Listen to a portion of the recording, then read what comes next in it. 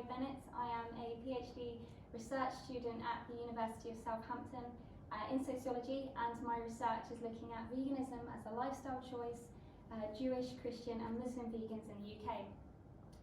My research is funded by the South Coast DTP, which is part of the ESRC.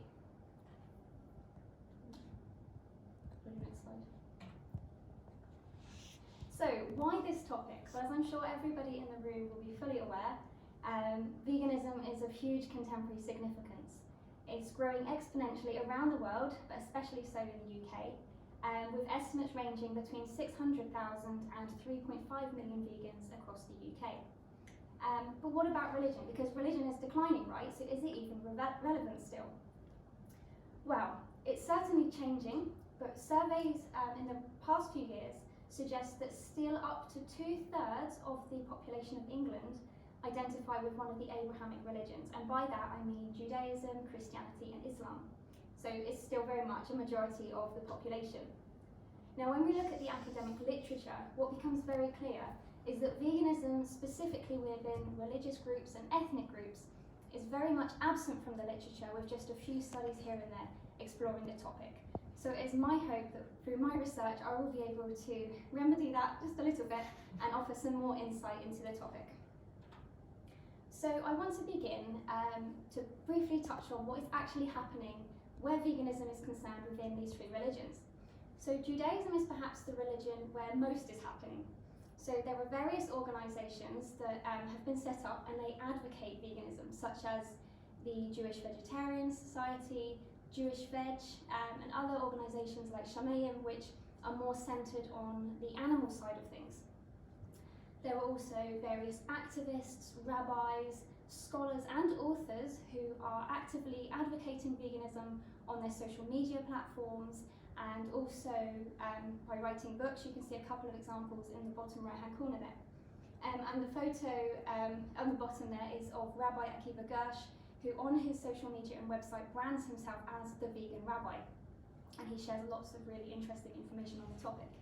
Now in 2017, over 70 rabbis called on Jews across the world to adopt veganism, and in 2019 the world's first Jewish vegan centre was opened in London as well. Where Christianity is concerned, again, there are various organisations that advocate veganism, such as SARCS, Creature Kind, Christian Vegetarians and Vegans UK. There is perhaps slightly more emphasis and growing concern where animal welfare is concerned, but then nevertheless there have been a range of books that have been written on the topics of vegetarianism, veganism, animal welfare and animals in Christianity, some of which have been written by scholars, so there's a few Christian vegan academics, and also some have been written by activists. Islam is perhaps the religion where least is happening, although it is certainly emerging. Now there are again a few organisations that have been set up in recent years that advocate veganism in Islam, such as the Vegan Muslim Initiative, Islamic Veg, of which I am actually a co-founder, as well as a few online communities and activists. I've given a couple of examples there, Lebanese vegans and that vegan Muslim, where veganism is being advocated to Muslims online, both through online communities and on social media. And the photo at the bottom there is a Saudi prince. His name is Khalid Al-Walid Al-Sal, if I pronounced that correctly, and he's actually vegan, and he promotes veganism on his social media and also invests heavily in like plant-based protein alternatives and other vegan type businesses. So I just want to very briefly touch on my theoretical framework.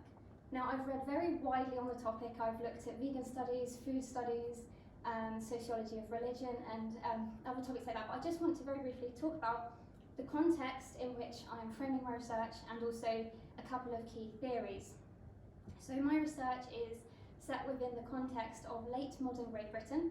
So I'm looking at the work of Giddens, Beck and Bauman to understand sort of what everyday life in late modern Britain is like. So things like individualisation, how our lives have become a lot more individualised in recent years.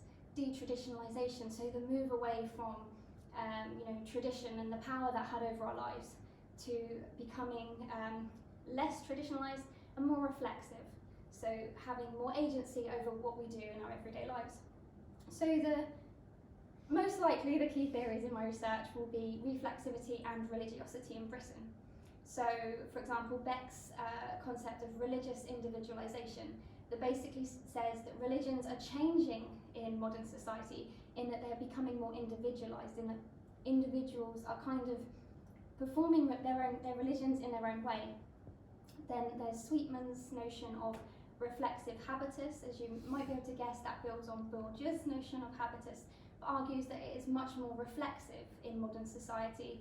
And also, I'm not sure how you pronounce this, Muselli's concept of reflexive religiosity, that again sort of says that individuals are performing religion in their own ways. They're reinterpreting and re-navigating religious teachings or religious practices, and again making their religious performances a lot more reflexive.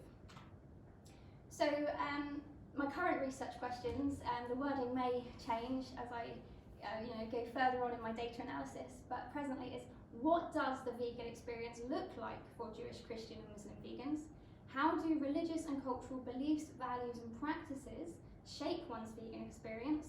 And how are Jewish, Christian and Muslim vegans reshaping and redefining what it means to be Jewish, Christian or Muslim through veganism in late modern Britain? So I'll just talk briefly about my methodology. So I finished my data collection in December of last year, and I recruited 36 participants, so 12 of each religion, and the criteria that I set was that they had to identify as either Jewish, Christian or Muslim, identify as vegan, be aged 18 or over, and they had to live in the UK and have done so for 5 or more years. In terms of sampling, I used non-probability purposive sampling because I needed to make sure that those criteria were set.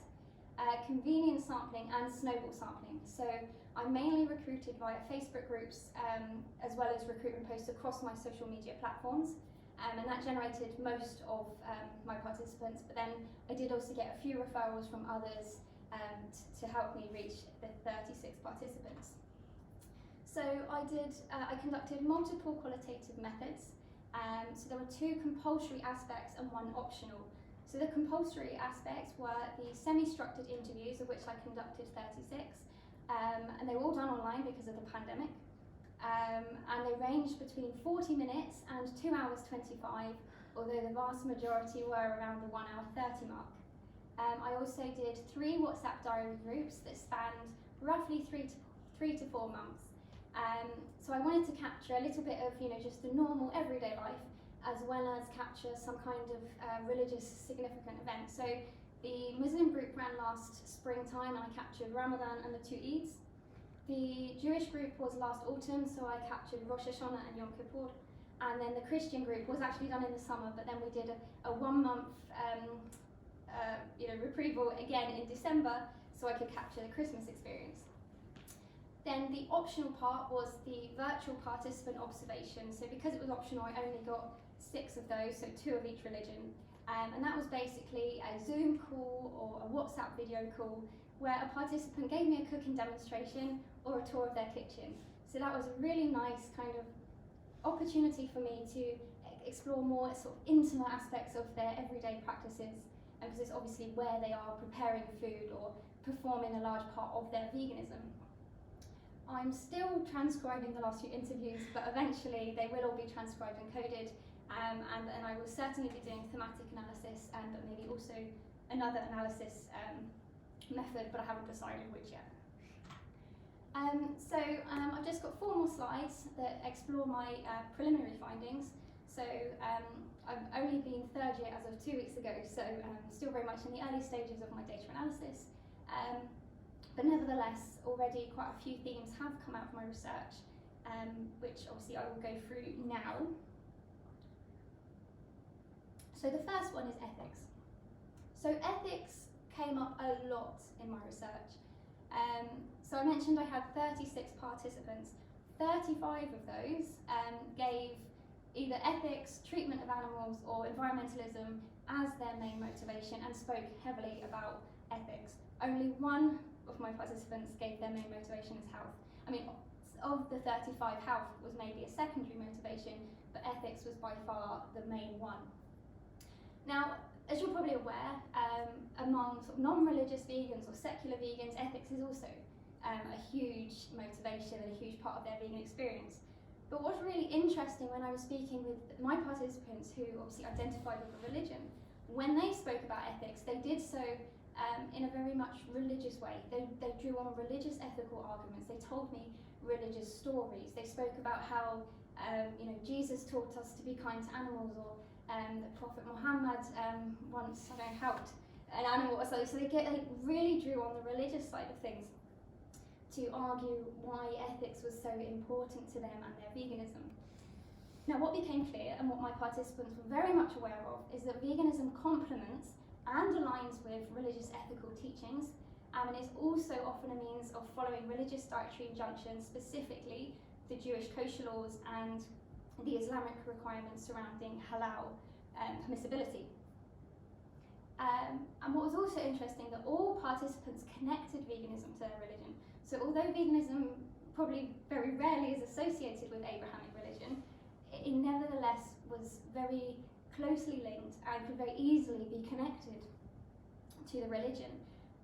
Many of my participants explained that for them, veganism was one way in which they carried out their religious requirements, or the religious recommendations. So in a sense, veganism was kind of a religious practice in its own right. So they would say, one example, I had a Quaker participant, and he spoke how there's 4 testimonies in Quakerism, one of which is peace, and it was through veganism that he was able to fulfill the peace testimony. Reflexivity, so as I've already said, is going to be a key theory for me. So reflexive religiosity was very much evident across all my participants. I asked a question sort of linked to thought processes. I wanted to understand what my participants went through when they were deciding to become vegan, what was going through their minds and how they reached the decision. And to varying degrees, they all described a process that related to reflexivity, involving personal reflection, undertaking a wide range of research, including looking at religious sources, scientific sources, and even gathering opinions from others. Then they would internalize all of this, evaluate it sort of in their own minds, and then come to a decision. And one very common response was, I asked myself, would I be happy if this was done to me? So they talk about the treatment animals. They weren't happy that if that would be done to them, so therefore they did not want to directly or indirectly contribute to that. They also emphasised that they did not only follow the juristic side of religion, so by that I mean the laws, the rules, the regulations, the do's and the don'ts. They emphasised ethics and morals as being something very important to them, something that they felt was very important to the religion, but something that they felt was very neglected in religious discourse nowadays. They would say religious scholars spend too much time talking about the correct way to pray, or the correct way to perform a ritual. They don't focus enough on the ethical dilemmas of the day. So everyday experience. Now this is a vast topic, so obviously I could talk for hours on this alone, so I've just picked out a few points that I think are quite interesting to this topic. So there seems to be an assumption within religious communities especially that veganism is something very Western, very secular. It's not from the religion, so therefore any religious vegan must be secular or non-practicing. Now that was most certainly not the case. I'd say the vast majority of my participants actively practice their religions, very often going beyond the the basic requirements and doing extra optional practices and rituals. And for them, their religion was a huge part of their everyday life. Most of my participants had a very individual and somewhat isolated vegan experience, rarely engaging with the wider vegan community. They all maybe knew 1 or 2 vegans, but they didn't seem to have much interest in joining vegan groups, or associating themselves with the wider vegan community. They were very happy to keep themselves to themselves and just basically rely on their own willpower to remain vegan. Nevertheless, many did enjoy attending vegan events, but they were very clear that it was not for socialising purposes. They were not interested in making vegan friends. Instead, they just wanted to sample vegan foods or support local businesses. And there were actually a couple participants who actively chose to avoid vegan events, with one person even saying there's just too many vegans there. There were a couple of religious reasons as well. I remember there was one Orthodox Jew who was concerned that even though the food was vegan, it might not be truly kosher because it hadn't been supervised by an Orthodox rabbi, and there was one Muslim participant who was concerned about the presence of alcohol at the event. Of course, those two were exceptions. For the general rule was that the vegan label would generally trump religious labels, so as long as it's vegan, I don't need to look for a kosher label or a halal label too. They were happy as long as the food or the item was vegan. And so in terms of obviously religion, there's lots of festivals, rituals, cultural foods associated. So what was very evident from my research is that veganizing recipes and rituals was very important to my participants for maintaining cultural and ritual practices. They described this process as very simple. It was usually a case of just substituting an animal-based food with a vegan alternative, and it was very easy for them to maintain rituals and traditions and cultural foods that they had been grown up with. Now my final slide looks at activism. Now this was not a main focus of my research, but it did come up in all of the interviews with some very interesting findings. There were mixed views towards activism. So most people would support forms of activism that focus on raising awareness and education, only if it was done in a gentle way. So for example, documentaries on Netflix that you could choose whether you watch them or not, or perhaps people standing in the street with posters. But many of them did not support graphic violence, imagery of graphic violence, or anything that could cause sort of trauma or concern, sort of something a bit more traumatic to witness. Low-level forms of activism were common. By that I mean sharing veganism with family and friends.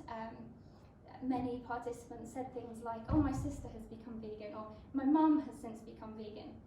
But beyond that, participation in activism was a lot less common. Some of my participants drew on religious arguments for not participating in activism. A couple of Jews said, we're taught not to proselytise, therefore I don't feel comfortable getting involved in activism. And some Christians also said, we shouldn't judge our neighbour, so they didn't want to, they felt like they might be judging others if they were engaging in activism. It was quite interesting to see how many negative perceptions and criticisms of activism there were. On the whole, though, gentle, very low-level forms of activism were approved of, shall we say, but there was not very much participation at all. Thank you very much for listening to my presentation. Any questions?